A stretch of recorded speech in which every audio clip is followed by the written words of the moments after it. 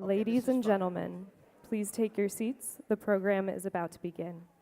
We ask you to please silence your cell phones, and please join the conversation this evening on social media using the hashtag #EffectiveActivism.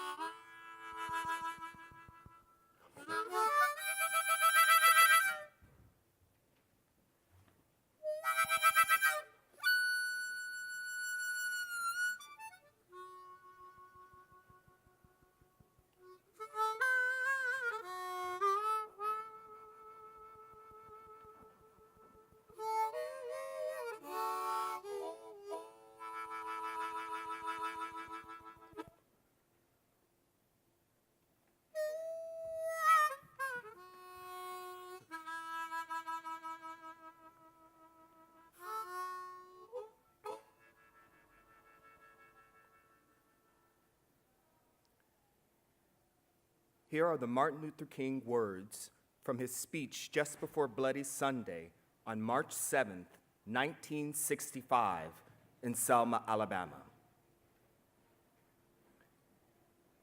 There are some things so dear, some things so precious, some things so eternally true that they're worth dying for. A man might be afraid his home will get bombed, or he's afraid that he will lose his job, or he's afraid that he will get shot or beaten down by state troopers. And he may go on living until he's 80.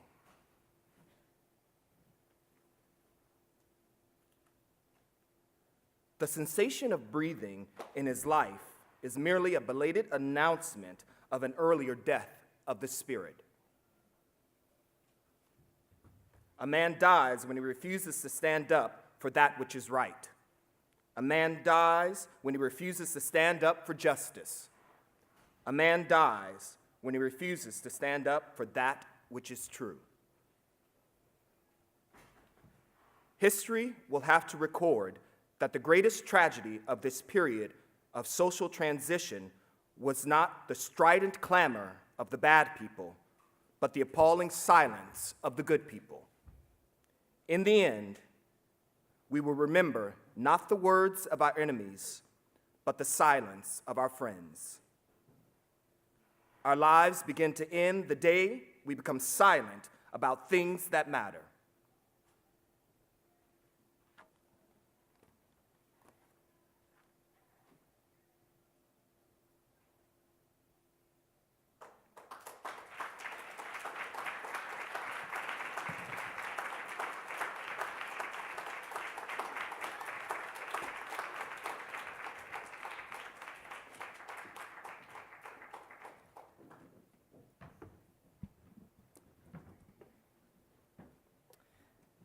Hi, my name is Lucas, and I'm an undocumented graduate student at NYU Wagner.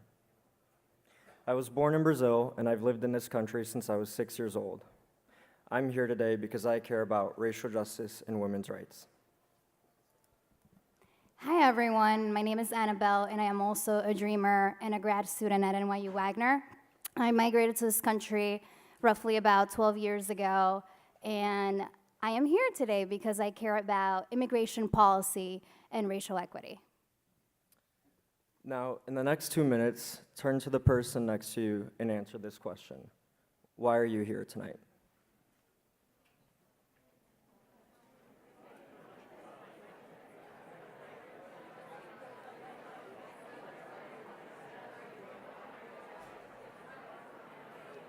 house.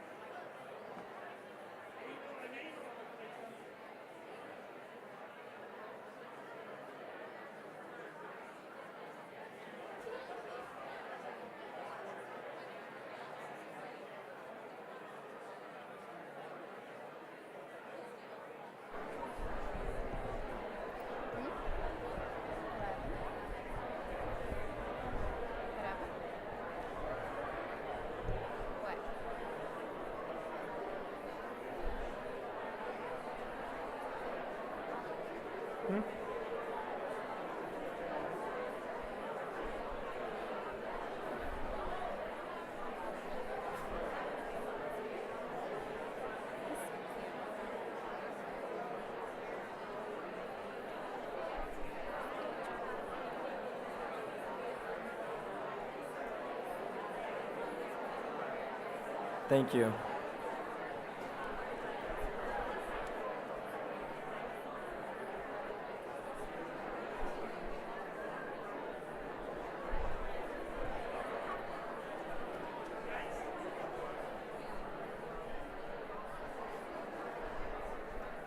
Good evening. Good evening. I'm here tonight because I refuse to stand idly by while white supremacists try to take control of our country's political institutions. And I know that in that fight, we need the strongest possible group of organizers from our communities to lead that effort to fight back. My name is Daniel Altschuler. I'm here from Make the Road New York.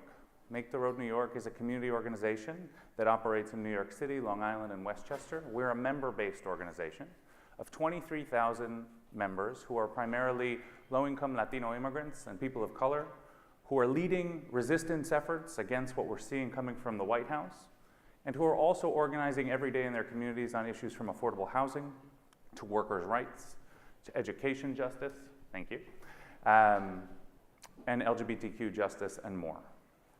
And I'm here tonight. Some of you all may know us, actually, just so I have a sense. Can you raise your hand if you've heard of Make the Road before? Awesome. Raise your hand if you've been out in the streets with us before. Amazing. So I know a lot of folks have been mobilizing and organizing in your communities, and it's amazing. Some of you all may know us from large-scale mobilizations that we've done over the past few years. 5 days after the election in 2016, we put 15,000 people on the streets to say in New York City, immigrants are here to stay. In early January or late January last year, many of you all may have been with us at JFK and at Battery Park the following day to say no Muslim ban, not in JFK, not in New York, not now, not ever. And there's been tremendous resistance work there as well. And more recently, many folks, we just heard from two incredible young people here, students at this institution, and many of you all have been involved with us, I imagine, in the fight for the DREAM Act after the Trump administration ended deferred action for childhood arrivals. And those large-scale mobilizations are a really critical part of how we fashion resistance in this moment. But we also know that large-scale mobilization is only part of the organizing work that we need to do to affect the type of changes that we want in our community. So, no, I lost my first slide. And so what we want to think through tonight, my piece of this, is to think through how we build an organizing strategy. And this is just going to be a primer. I only have 15 minutes.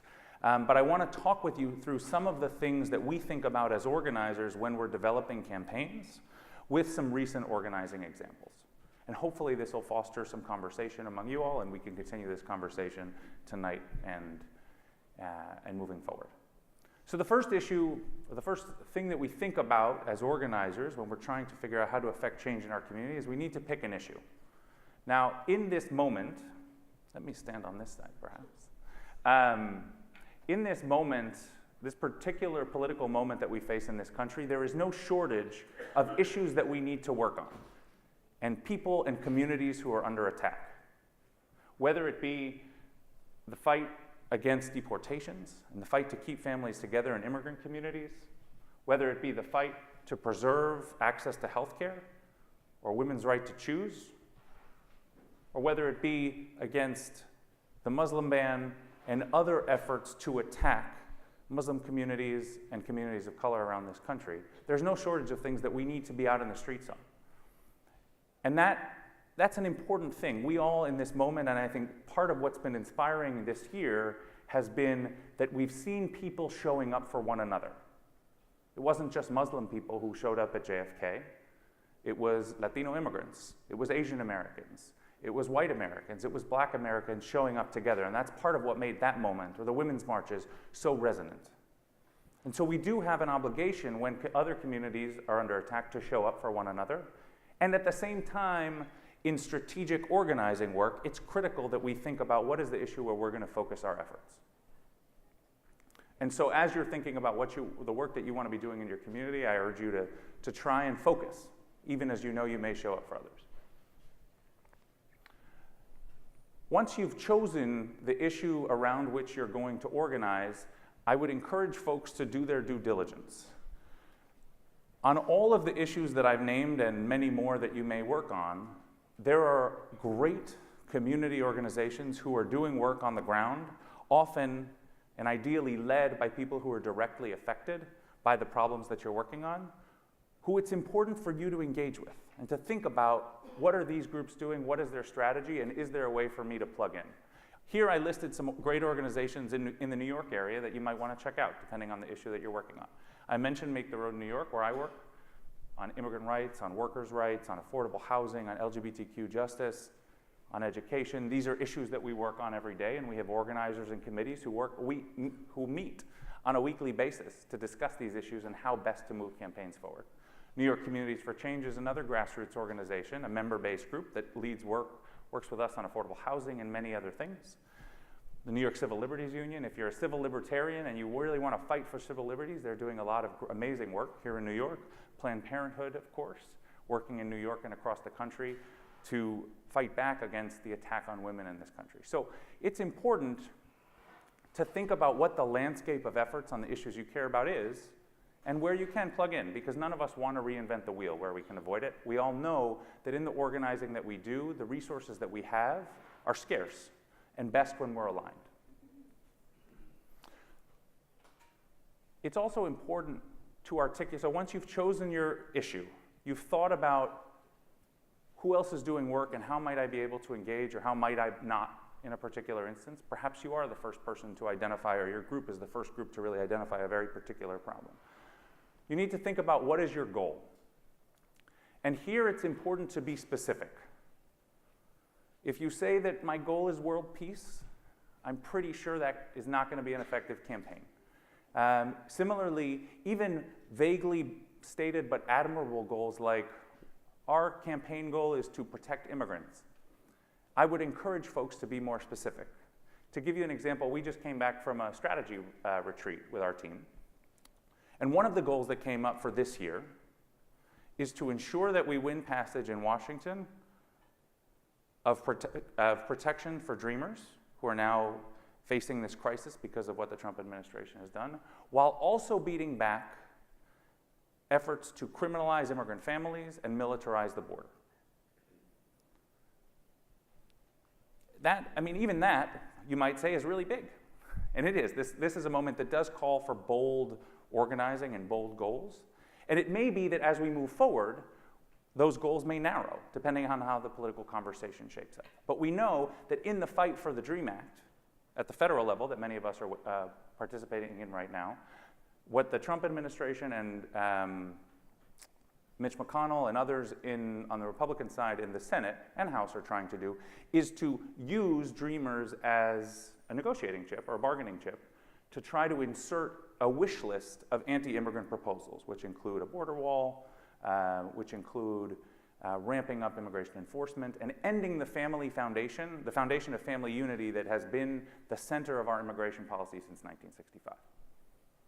So there are organizations who are focused narrowly on all of those issues. For instance, there's an organization called UndocuBlack, I'm not sure if folks know them, who's really focused on the attack on the family foundations of our immigration system and the attack on the diversity lottery. And they're fighting what they refer to as the family ban, and that is one of their core goals. And their campaign strategy originates from being able to understand the issue they're fighting and the goal in this moment. So try to articulate your goal as specifically as possible. And then you need to think about, let's go back here for now, power, okay? Ultimately, organizing, I'm going to talk primarily about organizing. Others up here will talk perhaps about activism or advocacy tonight. But ultimately, if you want to change something in your community or in this country, you have to understand who holds power. Who is the decision maker? Who has potential veto power? Who has the ability to marshal public opinion? Who has the ability to move to influence decision makers or to influence those veto players? So one tool that we often use in thinking about power, this is a power map. It's a very simple 2x2 matrix that looks on the horizontal axis at whether someone or an institution is with us over here on the issue that we're fighting on, or is opposed to us and is trying to block the social change that we're trying to affect. And on the vertical axis, we think about, is this somebody who has a lot of power, who is perhaps the ultimate decision maker, or who has no influence? And we want to lay out not just one individual politician, but this is a way that you can think about certain, it might be the president, but it might also be where are business lobbies, where are labor unions, where are community organizations. It is tempting in this moment, where so much energy, particularly for those of you who may share progressive values like me, or share them with me, to think about the target of our organizing always being Donald Trump, or Mitch McConnell, or Paul Ryan. And those are folks who are often, if you're where I'm coming from, say the Fight for the Dream Act, are always going to be, let's see if you can see that little light, up here in the top right quadrant. They have a lot of power, and they're opposed to the type of social change that I and our members want to affect in the world. And that may be the case. With something like the DREAM Act, it ultimately will take Republicans in Congress and a signature from the president. And that may feel disempowering to us because, if I try to write a letter or make a phone call to Donald Trump, chances are it won't have much of an effect. So we need to think then, in the moments on these federal fights, of where are other players situated and how can they use their leverage? In the fight on the Federal DREAM Act, we saw, the Trump administration was up here, Mitch McConnell and Paul Ryan were probably here, and then we thought, wow, how do we influence the outcome of the decision on this issue when we control no chambers of Congress or the White House? And ultimately, there was a question around, well, let's think around Senate Democrats and the leverage they may have in federal budget negotiations. Because they have 49 seats in the Senate. It takes 60 to pass a budget. That's must-pass legislation.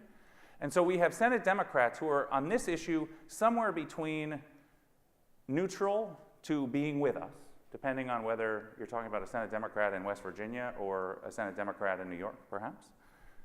And how can we get this caucus to use the power that it has in a budget negotiation, which increases in that moment, vis-a-vis the power that they have on other issues, to use the power that they have to pull over those entities who are opposed to us, to actually have to budge and make the decision that we want.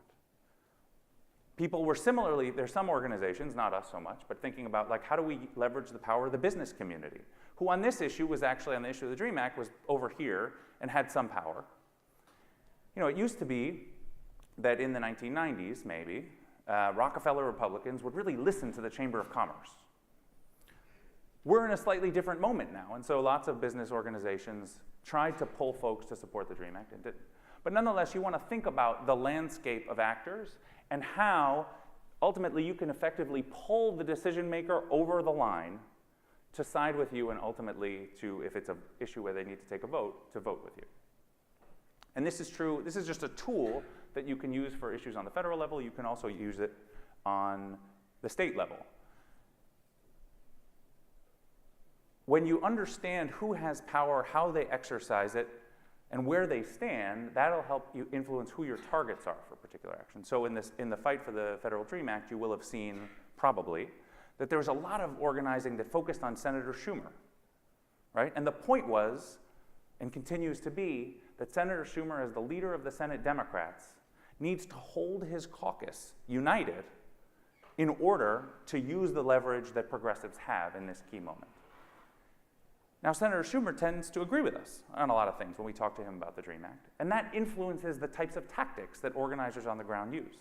And Dreamers went forward, had lots of meetings with the senator's office, right? Tried to have constructive engagement, got to the point where the Senate Democratic Caucus united. And then we had a government shutdown for not that long.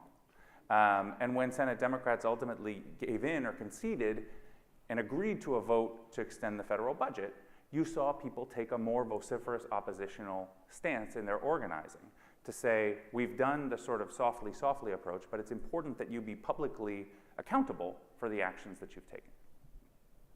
So that's an example of how understanding your power and who your targets are will also influence what your tactics are. Your tactics or your targets are not always going to be federal. Some of you all may be plugging into local organizing at this moment, and that's critically important. So it may be that Trump is your target. It may be that Senator Schumer is your target. It may also be that Governor Cuomo, or for those who don't know who this gentleman is, Jeff Klein, a state senator, are your targets. Now, Governor Cuomo can do a lot of things administratively here in New York that could dramatically affect people's lives. Last week, we saw a decision from the Cuomo administration to extend Medicaid eligibility for Dreamers, regardless of what happens at the federal level, right? And that's a really important campaign that changes people's lives. Now, you may not have heard about that campaign in the streets, but that's because organizers said, you know, we can constructively have this conversation and move it forward. And ultimately, we're able to get to a positive resolution on that issue. You're also seeing efforts, and Jeff Klein is the head of the Independent Democratic Caucus in the Senate. The Independent Democratic Caucus, people are elected as Democrats who caucus with Republicans in the state Senate. Because of that position, he's been the target of a lot of organizing in this moment, in the past year, and you're going to see more campaigns that are focused on that key position in the state Senate as a possible way to advance legislation in New York State. So you want to think through the full landscape of who your targets are and not just stop with, you know, who perhaps is the most obvious one on your particular issue. One distinction I want to draw is your strategy is your roadmap, right? It is the bigger picture of how we think we can affect the change that we want to on a particular campaign, right? And that will take into consideration who our targets are and what type of leverage we have. Your tactics, meanwhile, are, you know, what type of protest may you want to use? Maybe you don't want to use protest. Maybe you're going to start with individual engagement with legislators or lobbying visits.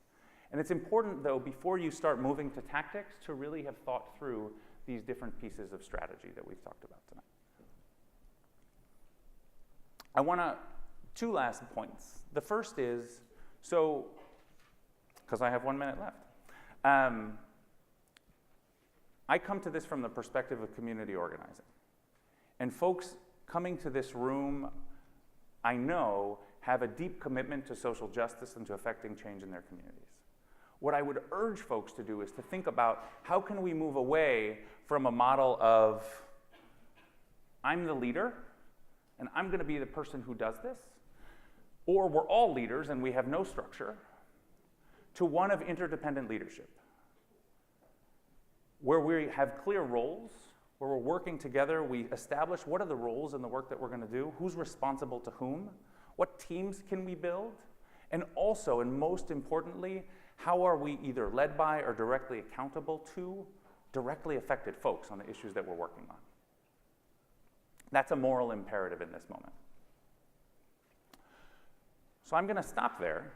I will say for folks who are interested in getting involved with Make the Road moving forward, you can take out your phone and text ROAD, or ROAD, to 52886. And there is also a petition circulating this evening, and this is my final ask because I'm an organizer, I can't help it, I mentioned to you the example of Medicaid extension for Dreamers. There is an ongoing campaign this year in New York State to make sure that we also expand CHIP eligibility here in New York State to protect more Dreamers, and also to ensure continued healthcare access for people with temporary protected status who are in jeopardy because of the Trump administration's actions to end TPS for many countries, including El Salvador. So I urge you, before you leave tonight, if you could sign that petition, it would be a huge help to organizing efforts here in New York. And thank you all for your time.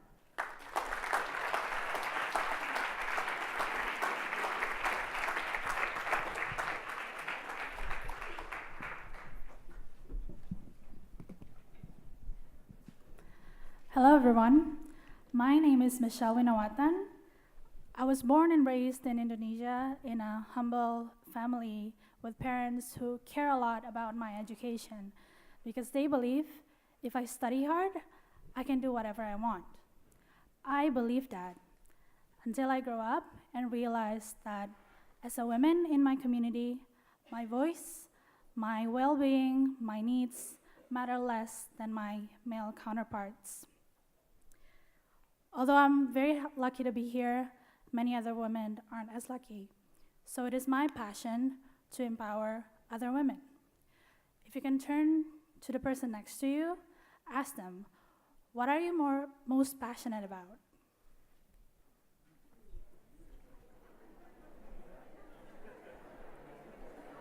Sure. Am I on?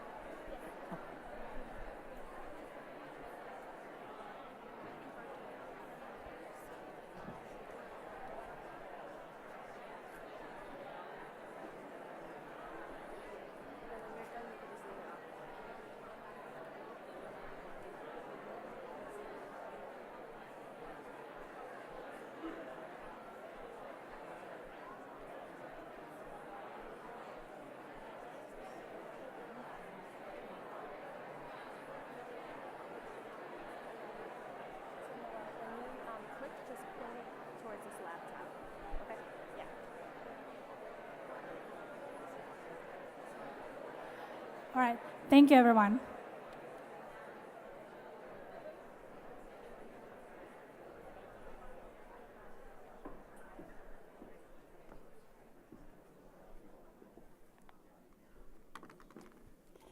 Good evening. Oh, no, let's try that again. Good evening. Good evening. Oh, that's better. Hello, NYU. It's so good to be here with you tonight. My name is Noel DAmico, and I'm here at the invitation of David Elcott, and here with such an exceeding amount of joy, because NYU has brought together so many of its own schools to make this event happen. And each of you have taken time out of your lives. You know what? Some of you probably were sick this past week. Were any of you sick this past week? Yeah, a lot of us were sick this past week, right? Many of you have other pressing matters. Some of those are family matters at home. Some of those are school deadlines that you have. But you know what? You made time tonight. You made time tonight to be here. And I congratulate you for that. And I'm thankful for that.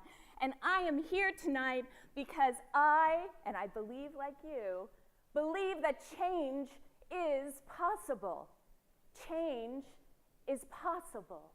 What is not always what shall be. And the difference is what you and I do together to change it.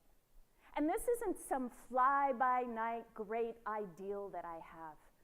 This comes from years of on-the-ground work with communities who have been pressed down, excluded, demeaned, had violence visited upon them, but whose people stood up and said, no, we're not going to take that anymore, and together reached their arms to one another and began walking forward.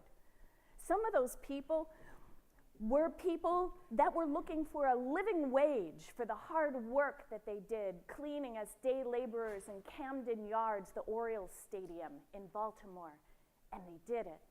Some of those people were men and women and their children who wanted to hold back cuts to child care that were coming in Westchester County, and they did it. Some of those people were elementary school children in the hometown where I live, White Plains, New York, just north of the city. And these kids were tired of sitting there recess after recess and watching videos of SpongeBob. They wanted to get up and they wanted to play. And so they organized themselves and their families.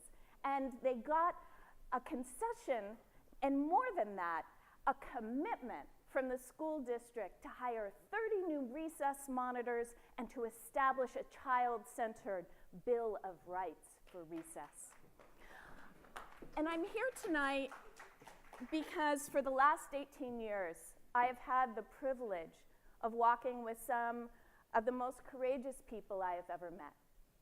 Farm workers who have faced situations of forced labor, extreme poverty, sexual assault and harassment in the fields, wage theft, and have stood up against these conditions, not only on their own, with their own community, but reaching out to people like you and like me, consumers who buy the produce that they harvest in grocery stores or at fast food restaurants or at food service operations. They're called the Coalition of Immokalee Workers. Has anyone heard of the Coalition of Immokalee Workers? Okay, a few people have. They're based in the town of Immokalee, Florida. That's in southwest Florida. They're a human rights organization that for the past 20 years first organized their own community of Mexican, Guatemalan, and Haitian farm workers to eliminate violence in the fields around Immokalee and make some initial gains in their pay rates. But they realized that they weren't able to truly eradicate the conditions that they were facing. Forced labor, being held against your will and forced to labor through force, fraud, or coercion, a modern form of slavery under federal law. They couldn't fight that alone. They didn't want to fight it after the fact, after lives have been destroyed and profits made. And so they dared to step back, and they had a huge vision.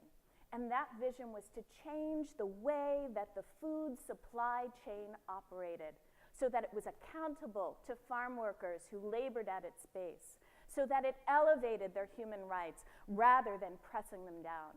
And so they reached out to people like you and me, people who are consumers. The bottom of the supply chain reached out all the way to the top of the supply chain. And together, through campaigns, we were able to bring, thus far, 14 of the world's largest corporations in fast food, food service, and grocery to become part of a farm worker defined program called the Fair Food Program, through which these companies pay money down their supply chain to improve farm workers' wages, and where they condition their purchasing from suppliers on those growers, ensuring farm workers' rights are upheld. It's an extraordinary accomplishment, and this program includes companies like Walmart, McDonald's, Whole Foods Market, Chipotle, Burger King, Subway, but not Wendy's. You'll be hearing more about that later. But the reason I believe change can happen is because I've watched it with my own eyes. And if we look back in history, we know things have changed. We know progress has been hard fought, hard won, and our goal is not simply to make a win, but to keep it moving forward, right? Because you can get out in the streets and you can make a lot of noise, but if you can't make the change sustainable, well, then you haven't really won at the end of the day. So tonight I'm going to think with you a little bit about what it takes to organize, to engage, to mobilize, and do direct actions that will feed that kind of sustained change that we believe is possible. And I can't think of a better moment than now to be having this conversation, because organizing at its heart is about values. It's about human values. It's about taking that which is most dear to us and standing up for it. Organizing at its heart is a democratic practice. It says governments, corporations, and institutions must be accountable to the people they are meant to serve. Organizing is about each of us finding our voice, finding one another, analyzing the situation, and then moving forward together. In any given instance, as Daniel so clearly articulated, we may not be the ones whose rights are being directly put into question or abrogated. However, the values that we hold of human dignity, of human equality, of possibility, of respect, are values that can propel us forward and form a bridge between those of us who are being impacted directly and must be in the lead of defining these campaigns, and those of us who believe together with them that we must and we can create a different kind of society. I want to give you a few images first of what some direct actions that have sustainable as well as immediate impact look like. This is from a people's blockade that's currently going on. It's been going on for a while in Guatemala. And essentially the people of Casillas and surrounding neighborhoods have formed a people's blockade. You see this mine in San Rafael, it's the Las Flores silver mine, was brought into that community over the objections of that community. There was no process of accountability. And the mine was set up, it began extracting materials and poisoning the water supply. And so people took matters into their own hands. They began blocking the streets, prohibiting trucks from getting to the mine. And this made a huge difference in their community. And they were met with great violence. Some were shot, others were injured, and it required commitment over the long haul. So for several years, people from different neighboring communities have set up every day on the road to stop with their own bodies trucks that would come in and continue to extract and make that mine operable. Part of organizing and mobilizing to ensure people's safety and well-being means good people have to put our bodies in the way. Our bodies, not only our words, put them in the way. And that's what's going on right now in Guatemala. Some of you may have been at the women's marches over this past week. Here's another example. Now, a different kind of example, right? This came originally from a Facebook post in 2016 and then morphed into this huge cultural experience where people came from far and wide, and on 7 continents, women rose up and their partners and the wider community joined. It was a beautiful celebration. This year again it happened, and this year, while last year's had a lot of things going on, this year's they tied specifically to a campaign. And it's about getting out the vote in swing states. So you see that the organizers this year have taken the power of that and tried to channel it towards something that will make a difference in the composition of our elected officials.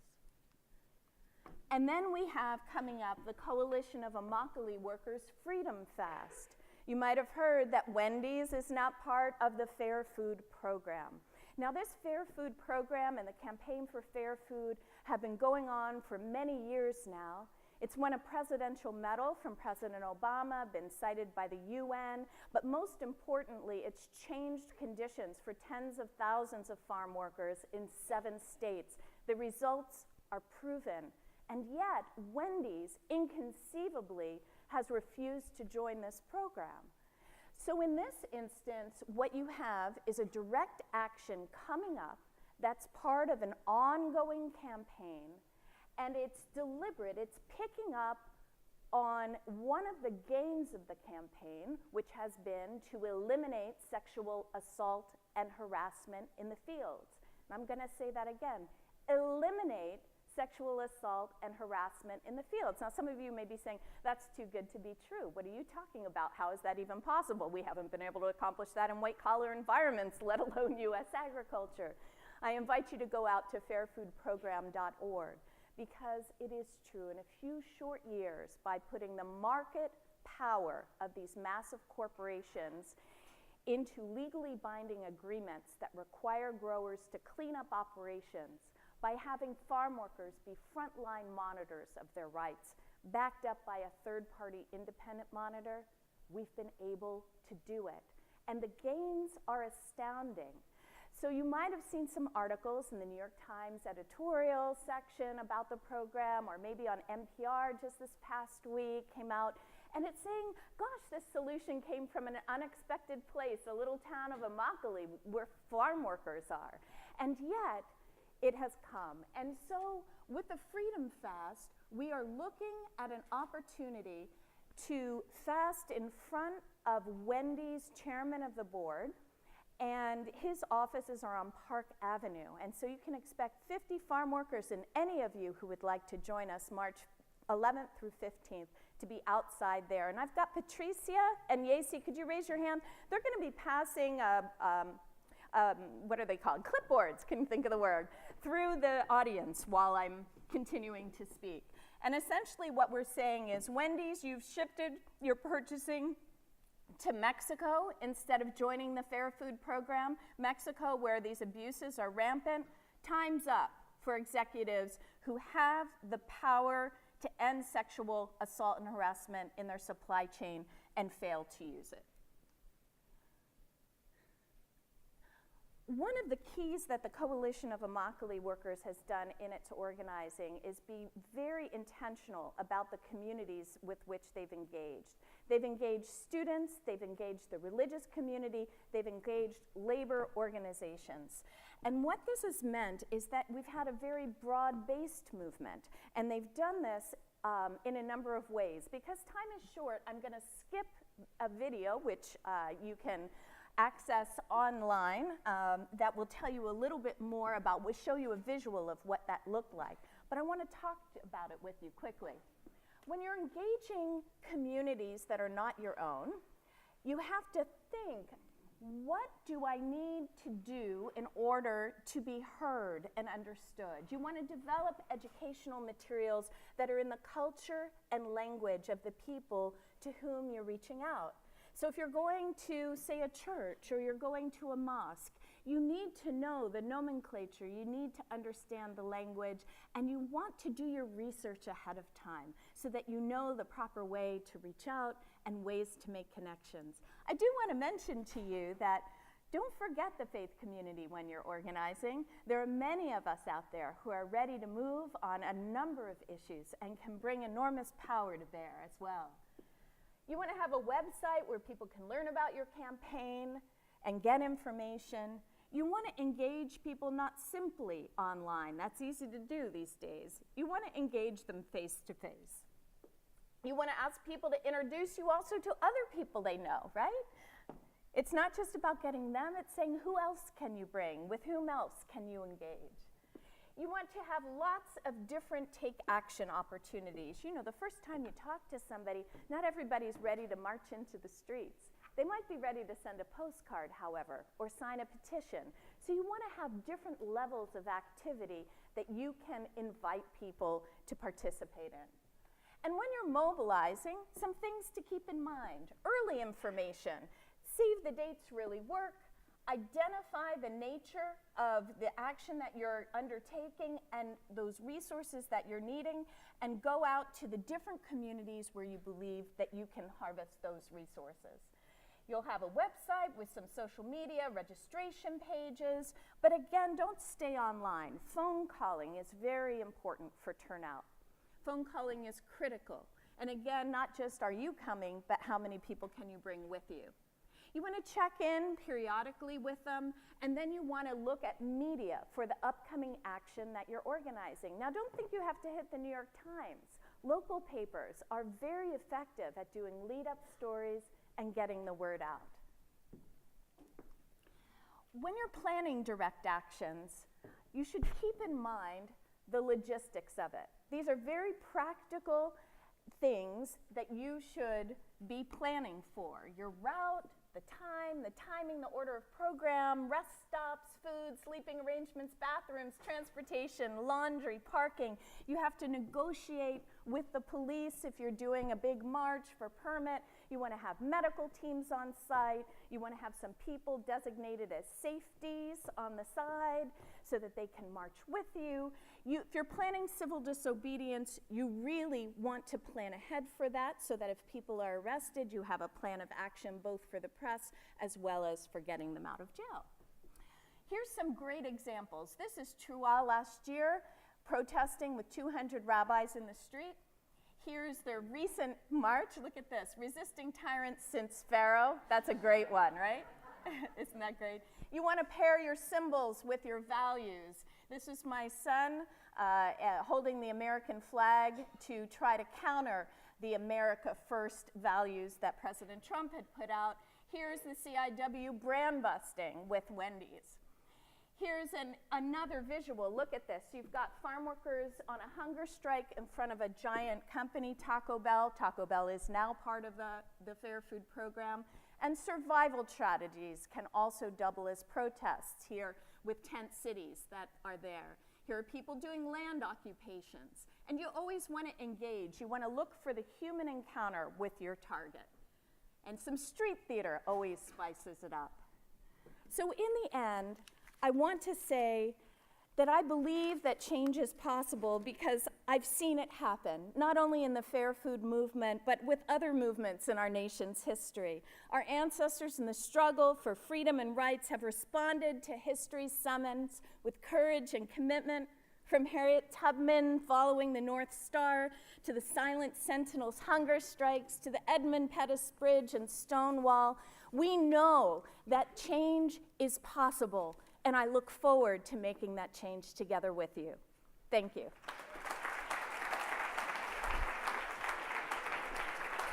Mic check. Love to you, Noel. Love, love. What's going on, NYU? Come on. We need a little. What's going on, NYU?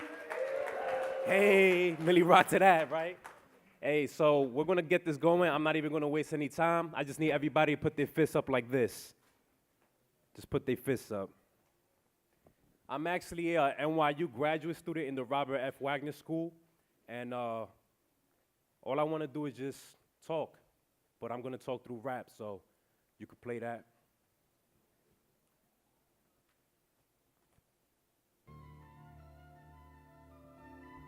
Keep your fists up, keep your fists up. Yeah. Uh-huh. Yo, this is for the white man in power. Hides behind his position and fearing simply cowards. When we go and use an intuition. Your idol is Warren Buffett, mine is Nasir Jones. Streets have a market, I ain't talking Dow Jones. And yet, both are accustomed, tracking the trend lines. Or to be honest, use different methods, tracking dead guys, stock growing. Crops flowing, and I mean on both sides. So marijuana will be legal, freeing thugs of most crimes. Both, to some degree, advance through illegal profits. Whether politics or business, both become regal prophets. Perpetuating cycles that marauder throughout the years. Vicariously accountable for plenty bloodshed and tears. Wanna talk finance? Happens when you're paying arrears. Be the pack jackass mute they use to plant their rears. Fact or reality, they're closer than they appear. CIA let Nicaragua smuggle drugs throughout some years. Now developers come in by homes that have been abandoned by broken people, surrounded by graffiti and packs of beers. So Mr. Politician, tell me how you'll handle this when the system you support is known as scandalous. Went to NYU to learn public aiming and management. Problems never knowledge, it was simply the establishment. So as I write this letter and y'all count y'all cheddar, and I'm busy working my way out the student debt. Keep building shiny tall medals while you add to your medals. Clear your all puppets. Who is Geppetto? We need answers. When all these issues all knowing and computing, we need answers. Yeah. And circumstances looking further convoluted, we need answers. I ask myself, what are our people doing? Are we sitting or we chilling, barely moving? That's why I put these thoughts right here in music, yo. Unlike Pinocchio, lies aren't told by the nose, but something else getting stiff could be found in those boxes. Brief look at candidate Anthony Weiner, publicly more than once, yo, flaunting his wiener. Let this political figure be a black man. Latin that Afghan laser written need dots, but not Pac-Man, not my name, but abstract. How society subtracts what they think is subparts. That sequence of dub calls white black crap. Scared it's that add facts. Force 400, only 2 people black whack. I won't even mention Hispanic vanish. Soon as you say man is less a bodega or cartel running businesses outlandish. Plus, scandals ain't the only point of reference to lust. They lust money, lust power, lust stepping on us. Inseminate on our people when they go throw with some bucks. Foundations and welfare that dig us deeper in ruts. How about you offer some jobs? Makes him a boss, her direct and elector. See you in the country abroad. Seems your peripherals not broad, though you love sex and no broads. Your owner unqualified if they're wearing a bra. Outrageous, then claim that you'll save us over promise and low commitment. Think you won't engage us in dangers. The system that claimed us. Revolution on pavements. Believe that your doves, ironically ravens. You're crazy in your veins with the reign of a king to embody everything that your people mean. But I lean on with certain this life is a sermon, and God's the only king in whom I'm undoubtedly certain. So as I write this letter and y'all count y'all cheddar, and I'm busy working my way out the student debt, keep building shiny tall medals while you add to your medals. It's clear you're all puppets. Who is your pedal? We need answers. In the midst of our affliction, homie, we need answers. And it don't matter our condition, cause we got answers. Yeah, coming up from the bottom to the top. This conclusion will never get top. For homie, students, employers, owners, bosses, one more time we got. Hey, yo, clap it up NYU. Hey, we got answers. System inequality, one more time we got answers. Coming up from the bottom to the top. This conclusion will never get top. For homie, students, employees, owners, bosses, one more time, we got answers. 6 months they gave. My Instagram's gonna be in the back anyways, FYI. 6 months they gave to a raping Brock Turner. Meek Mill 2 to 4 years for a dirt urine. Vacations and acquittals granted when the cop murders. Now I have to ask the question, do you see the dirt urine? They would like to have you think that this was randomized. But we know the enforcing doctrine long ago that was canonized. Malcolm said you can't scare a man who doesn't fear death. So when foes look at me, they stare in the phantom's eyes. I'm a dead man's son, yo, that's for real. Sooner or later, I'll be pushing up daffodils. Speak this much truth, son, you gon' get killed. But I'd rather die G than live as your meal. The Star-Spangled Banner, untangle the grammar. Let's blow up the context, let's blow up the logic to show us what they really feel. Cause I still mourn the death of Philando Castile. How you kill a man who say he has a gun behind the wheel? Thank you.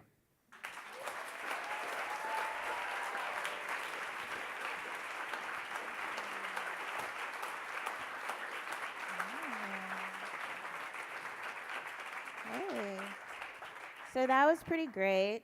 My revolution absolutely includes Millie rocking, so I greatly appreciate you for that.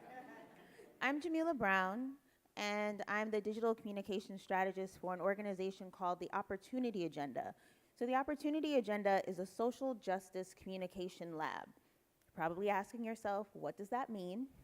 What it means is that Tony Cade Bambara once said that the role of the artist is to make revolution seem irresistible. The role of the Opportunity Agenda is to make communicating the revolution attractive.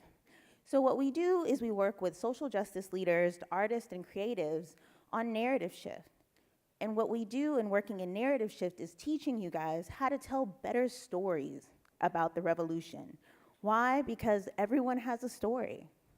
How many of you in the audience can articulate your story? Raise your hands, don't be shy. Every single one of you should have your hands raised. Think about why stories are so important. Think about the fairy tales that we grow up with as children. the fables that we hear, the parables from Bible tales, whatever faith religion you have, there are stories that teach you about lessons about morality, lessons about danger, right? Lessons about oppression and patriarchy and white supremacy. The reason that stories are so powerful is because our minds are hardwired to understand stories. Think about how many of you have been to protest in the last year. What happens at protest? You march, you chant, you hold signs, and then people inevitably get up and tell their story. They talk about why they're there. We asked you tonight, what brought all of you here tonight? Those stories are important because those stories move people. And the story, as we see, actually controls what's happening in our nation right now. So the opportunity agenda, what we've done is we've put together a story that is a little exaggerated about where we see our nation is at this point in time. I just need a minute of your time. 15% of Americans are living in poverty. Will you sign a petition? Sign this petition to end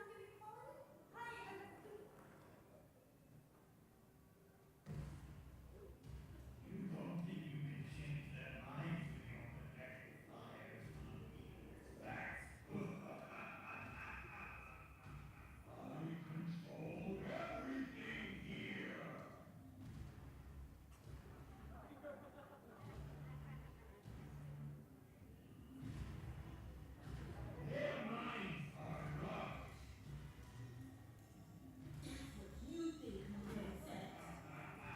this looks like a job for a Helvetica bowl. About to get reset. We believe in equality, justice,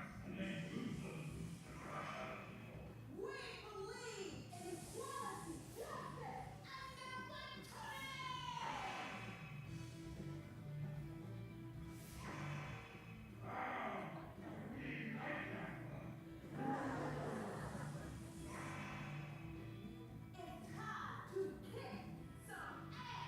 liberty.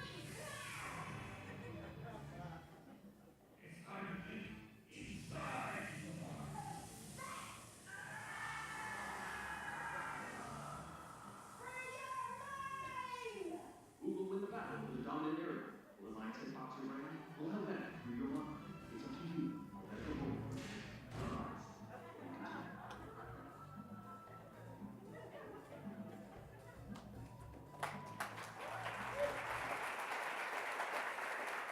So that is a lovely introduction to our social justice superhero, Helvetica Bold, who helps people unlock the power of words to tap into their inner social justice communication superhero. Now, how many of you related to Helvetica when she was her alter ego, Ariel Black? How many times have we been out in public squares like, sign this petition, please, sign this petition, sign the petition? Well, guess what? Facts don't move people. If facts moved people, we wouldn't all be sitting in this room right now. The thing is, you have to move people with their hearts. You can't move them with their heads. And what we have seen from this last election, from what we've seen from what's happened in the country, is that whoever controls the narrative really does control the nation.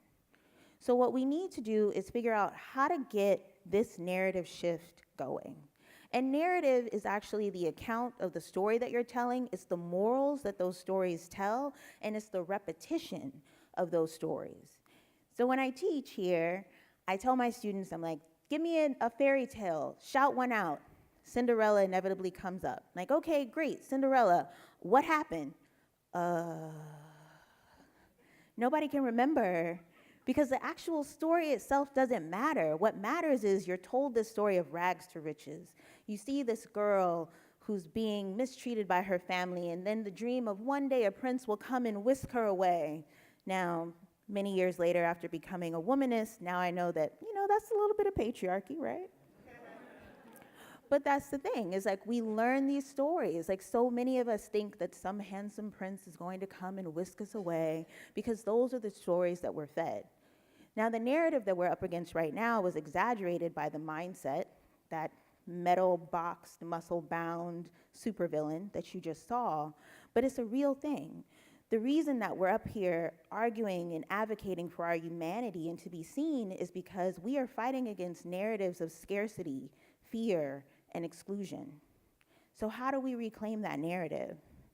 The way to do that is through leading with values. Your values are embedded in every single thing that you do. How many of you share posts on social media?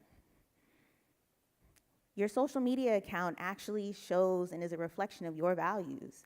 My social media account tells you that I care equally as much about Amara La Negra on Love and Hip Hop Miami because I'm a proud Afro-Latina, Panama in the house. And it also tells you that I care very deeply about a woman's rights to choose.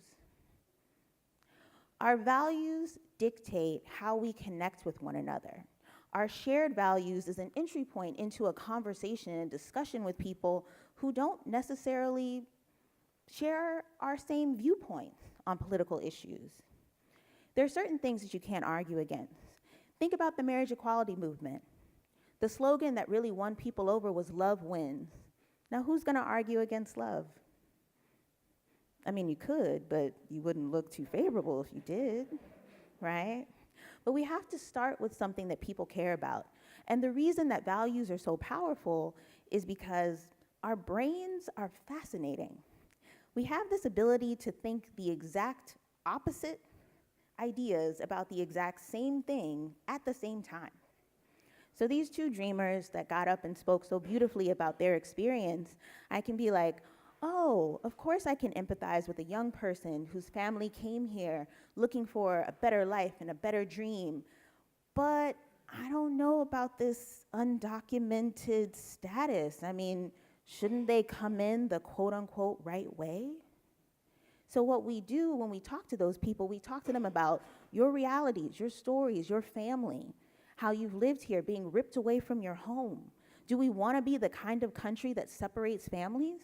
Do we want to be the kind of country that abandons people who've made their lives here, who've contributed, who've added to the fabric and the diversity of who we are? You help us live up to the ideals of what this nation is supposed to be, and we're falling short of that, which is why leading with our values is so important. So we have a little cheat sheet for you guys that actually helps you tell an affirmative story. It's called VPSA. And that stands for Value, Problem, Solution, Action. So let me break down why you can use and create messaging using VPSA. So value. Value is, why do I care about this thing? That's essentially it. When we talk about our values, it's like, what connects us? What connects me personally to that story? What's going to move me? Why am I going to take action on it? And then we have to state the problem. Now, when you state the problem, you have to talk about a systemic problem, because there's this other narrative that we get about that one bad apple. Think about when we talk about police brutality. So many times people like to say, oh, there was that one rogue cop. No, it's not one rogue cop. It's an entire system that oppresses and targets people of color in this country. So we want to make sure that we're talking about the fuller problem and use an example in order to couch it into a bigger issue. We also want to talk about the solution. So what is it you're fighting towards? What's the goal? How does the solution actually solve the problem systemically as well? Be very clear about what you're working towards. Be very clear about what you stand for when you state the solution. And then finally, we want to drive people to action. It doesn't mean anything, just like Noel said, unless we're getting people to do something. That's the whole point. We have to get people to get up and take action. And that takes many forms. We have to meet people where they are. If that's a tweet, then it's a tweet. If you can come to a rally, then you come to a rally. If it's casting your vote in the voting booth, you have to do that too. But the thing is, we have to be very clear and concise and lower the barrier of engagement so that people can take action. Now, how do we tell affirmative stories? So I was really moved, like I'm sure many of you were, that we opened this discussion today by talking about Martin Luther King. What's Martin Luther King's most famous speech? I have a dream. Why do you think it's his most famous speech? Because it's aspirational, it's positive, it speaks to our highest self. It tells us how we were falling short of that ideal of a society where anyone of any race, creed, ethnicity, sexuality, religion can stand together and be treated equally and be united as one. Now, I'm gonna be honest with you, I don't actually think I Have a Dream was his most powerful speech, but it's the most memorable speech because he rested on these values. Now let's break down how you actually tell an affirmative story. So one, we do wanna lead with those values. We also want to focus on the positive solutions. What can we do? What can you do now in this moment? How is what you do now in this moment going to lead us to a different, better, and brighter future? We also want to tell that systemic story again. Tell the story of all of us. So you might want to start with one story about one dreamer. You might want to start about the story of dreamers in a specific state, and then you want to tell the story of dreamers all over the nation. Tell the full story of all of us. How are all of us involved and touched by this issue? And then we have to drive that audience to action. Every single time you get up and speak, you have to motivate some person to do something. Touch their lives, touch their heart, and then have them do something about it and activate to make a change. Now, I think one of, for me, the most powerful examples of this is Black Lives Matter. How many of you have shared this hashtag? How many of you have gone to a rally? How many of you have spoken to your family members who may not be of African descent about Black Lives Matter? That's a big deal. This is a conversation that we weren't having. Black Lives Matter for me, as somebody who works in digital, it's great because it's a hashtag that is a full sentence, it's a value, it's a demand, and it represents a value that we're falling short of. The idea that Black lives do matter, but in our nation, Black lives are not valued. And the biggest thing about Black Lives Matter is that it actually gets into that communication and culture shift that the Opportunity Agenda works on. Because now Black Lives Matter has become a part of the lexicon. It's become something that you want to be associated with. It's changing the way that we think. And when you look at the facts, notice how I led with the value because you guys don't listen to facts first. But when you look at the facts, you see that the Black Lives Matter hashtag is shared way more, 8 times more than All Lives Matter. So it's making a difference, it's making a change. We have to start from somewhere and meet people where they're at. Now, I don't have much more time, so I'm gonna wrap it up there. Please feel free to reach out to me. The beautiful thing about the Opportunity Agenda is that all of our communications resources are free. So please go to www.opportunityagenda.org. You can practice your VPSA as your new superpower for your social justice communications. And again, if you have any other questions, please reach out to me. Thank you.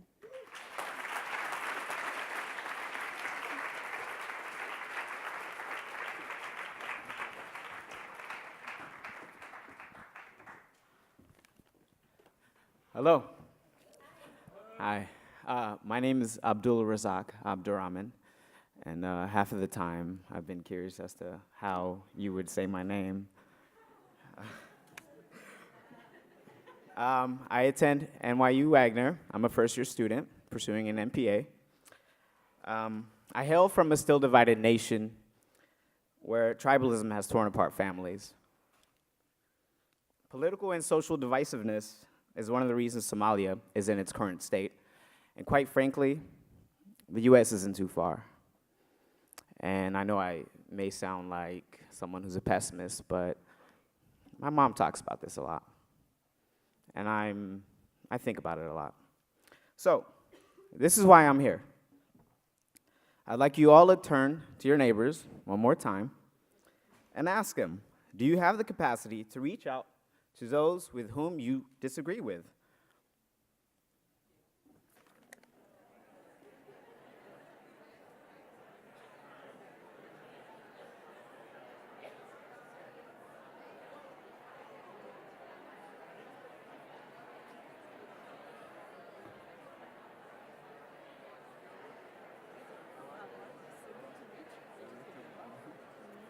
Thank you. Thank you so much for speaking. Thank you.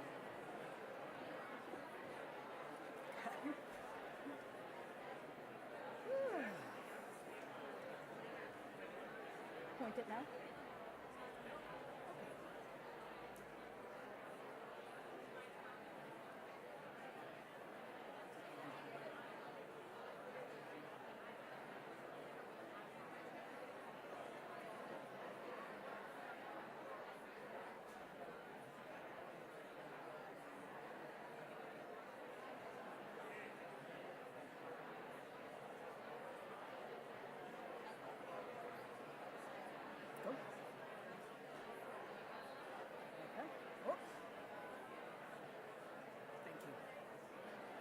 Okay. Good evening. Buenas noches.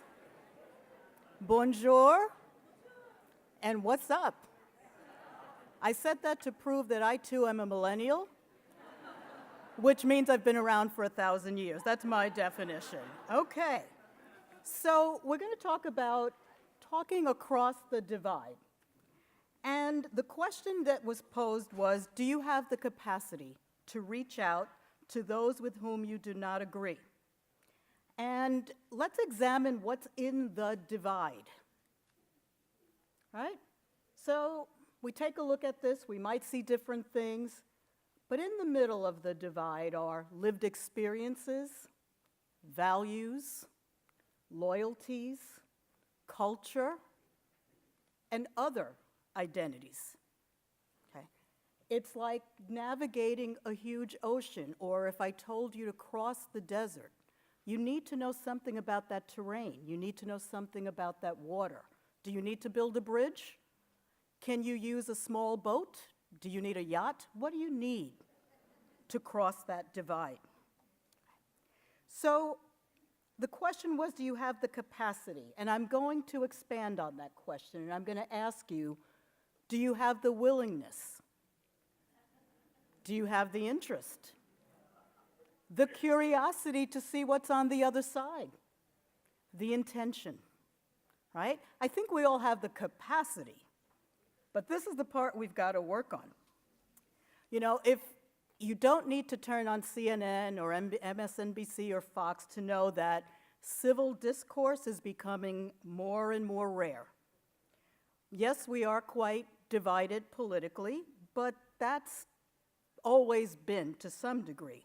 But it's compounded right now by a tone and an approach to disagreement at the highest levels that aims to invalidate, discredit, and dismiss those with whom we disagree. Today's talk shows devolve into a form of verbal combat where you throw down and you smack down and you shut down an opponent. The failure for us to engage in civil conversation can escalate, culminating in dehumanizing those who think differently. And that can be really provocative. So I'm going to talk to you about what I think we need to do to shift that. But I want to confess that often in those kinds of conversations, I want to punch somebody in the face. So this work is work that I have to do as well. So my next question to you is, what is your purpose in talking across the divide? What do you want to accomplish when you're trying to talk to someone with whom you disagree? Well, often it's to change their mind. Can we be honest? We want to change their mind or change their behavior, persuade them to understand the truth the way we understand it. And of course, we want to show them that we're wrong, that they're wrong, and by extension, we're hello, right? And so that is what we go into the conversation with. So what do you think the result of that's going to be? Okay, let me go back. Yeah, that's the result, okay? And now this is becoming the way we talk. This is now normative discourse. So we need to be honest about our purpose and our agenda and our expectations if we're going to try to talk across the divide. We need to do a self-check. Now, even though that may be where we're coming from initially, we can move past that. And there are some things that can be accomplished through conversation. We can raise awareness. We can provoke thought. We can provoke questions. We can provoke reflection. We can introduce ideas. All of those things have the potential to generate a shift in thinking or behavior. But that's what creates the potential, not how right we are. And as Jamila said, not because of the facts, because we all have a story. So we need to engage in conversation to understand the story of the other, the person who's across the divide. When we try to talk across the divide and we're in that terrain of values and loyalties and culture and other identities, we're not just talking to the person in front of us or across from us. We're talking to multitudes of people who are inside of them. Some of them are no longer on this earth, but they're very present. Okay? And so we have to recognize that we're having conversations with many, many people. If we could only see them, if we could only visualize them as we're in that conversation. Did you know that your grandma is with you in a conversation? That dad is with you? Your pastor, your priest? So many people are present in that conversation. That's part of what makes it complicated, but that's also what makes it rich. That's also where the potential lies, if we can really understand where people are coming from. So there are so many tools in a communications toolbox, but today what I want to stress is our awareness of our purpose in trying to talk across the divide. I think that if we could approach people with whom we disagree with genuine curiosity and interest in wanting to understand their story, we have the potential to learn so much. So there are things that we can do, and we are the tool, not the toolbox, right? We're not the communication toolbox, but we are the main tool in it. We can create an environment for conversation by using our positions of relative power and privilege. I say relative, right, because that's going to vary depending on the setting that you're in. In some settings, we have more power, more privilege, and others we have less. But you use what you have. And we can step up, step into conversations that are going on. We can step up and initiate conversations. We can raise difficult questions. I say down here, ask, because a question is a terrible thing to waste. And it's a powerful, powerful tool to get people engaged in conversation. Practice getting comfortable with the elements of your own story, right? That includes your advantages as well as your struggles, so that you can talk about that in your narrative more authentically. And ask if we're speaking the same language. Do you speak intellectual? Oh no, I speak gut. Okay? Part of why we are where we are in this political moment is we forgot how to speak gut. Okay? So if we're going to try to engage in these conversations, we don't want to say, what do you think about neoliberalism and its effect on the nonprofit industrial complex? Maybe we just want to raise the question, what do you think we should do to help people who are struggling? See what happens. And I want to challenge all of you today to think about one question that you would love to engage someone who's across the divide in. What's that question? Could you take literally 30 seconds, turn to someone and articulate that question? What is it? Go ahead.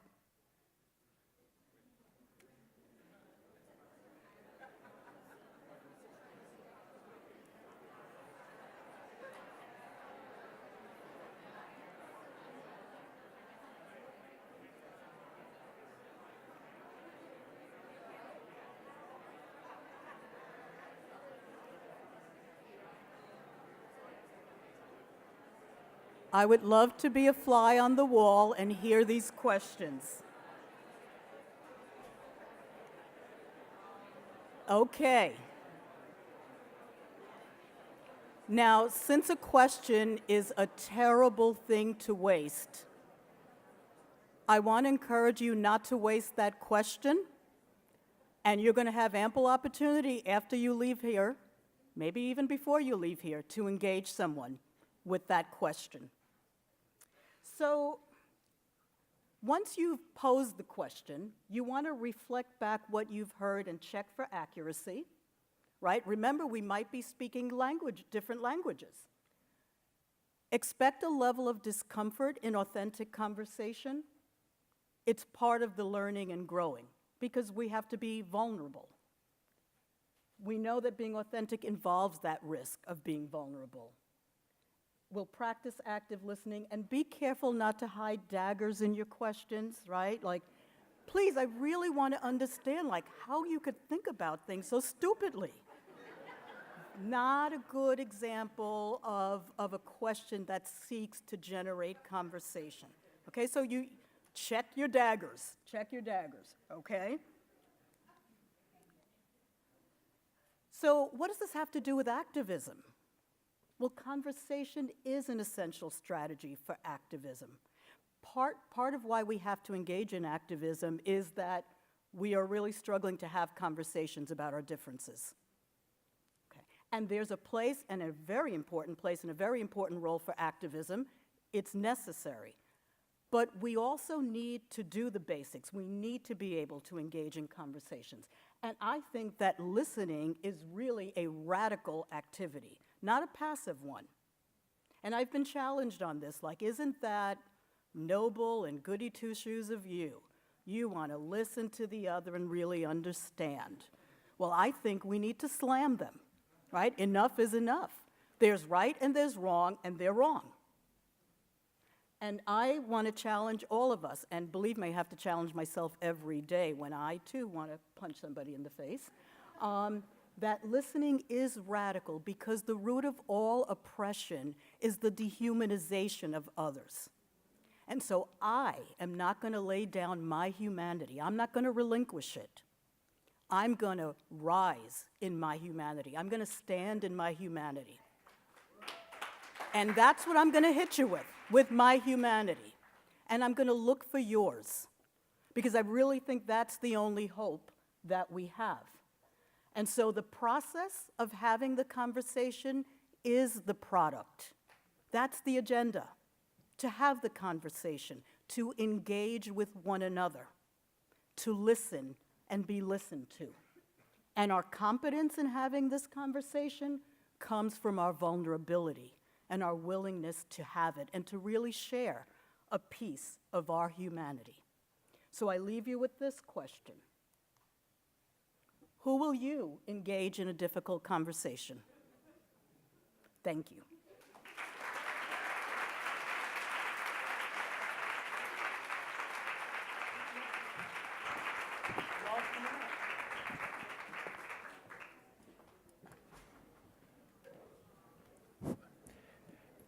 Don't leave yet. We're almost finished.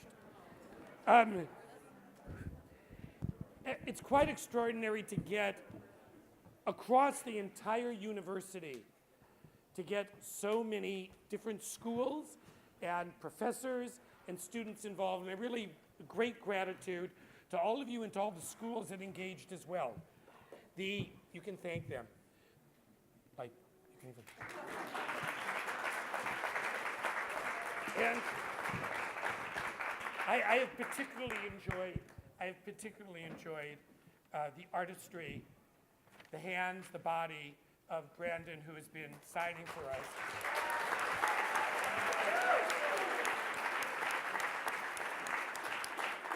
You can say, I'm really great.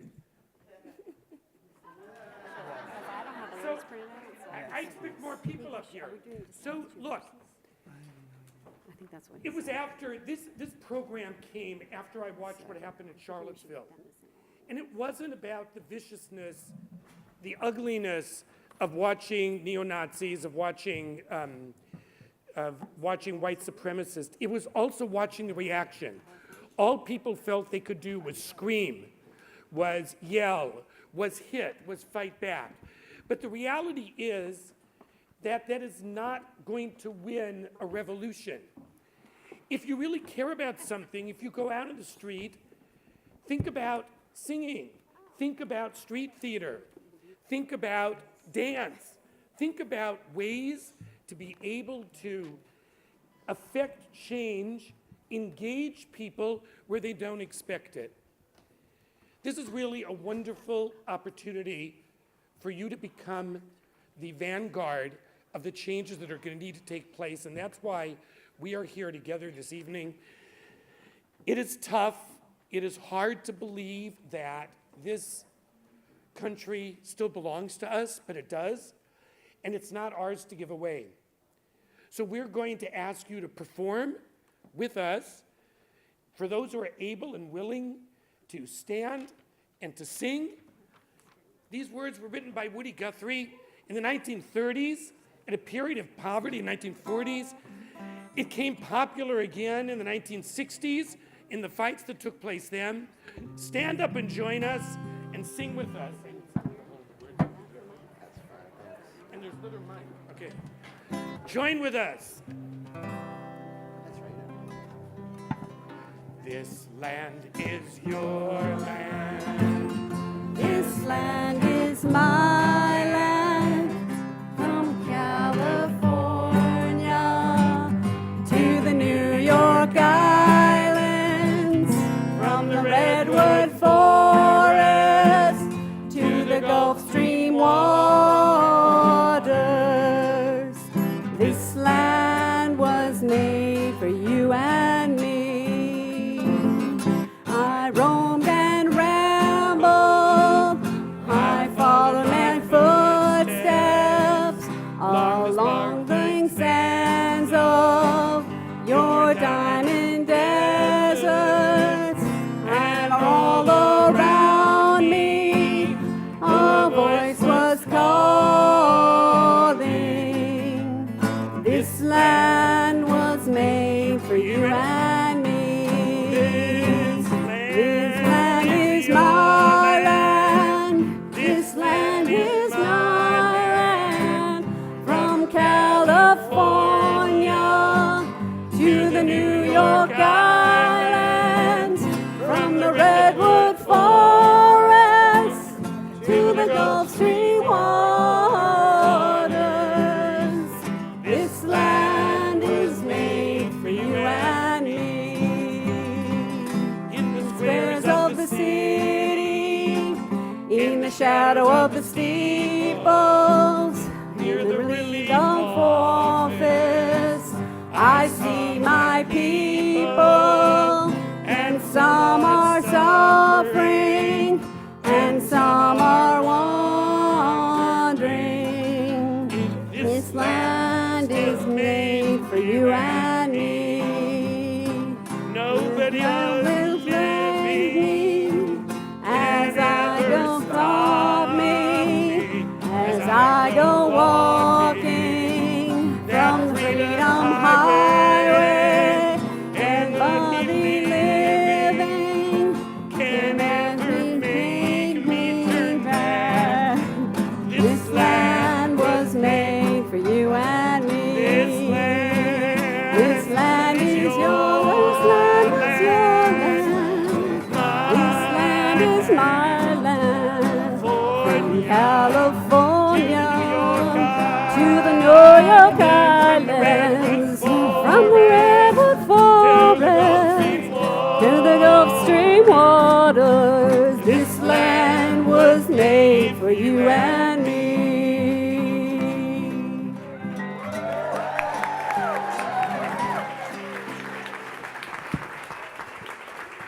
And now go out and take this land back. Thanks so much.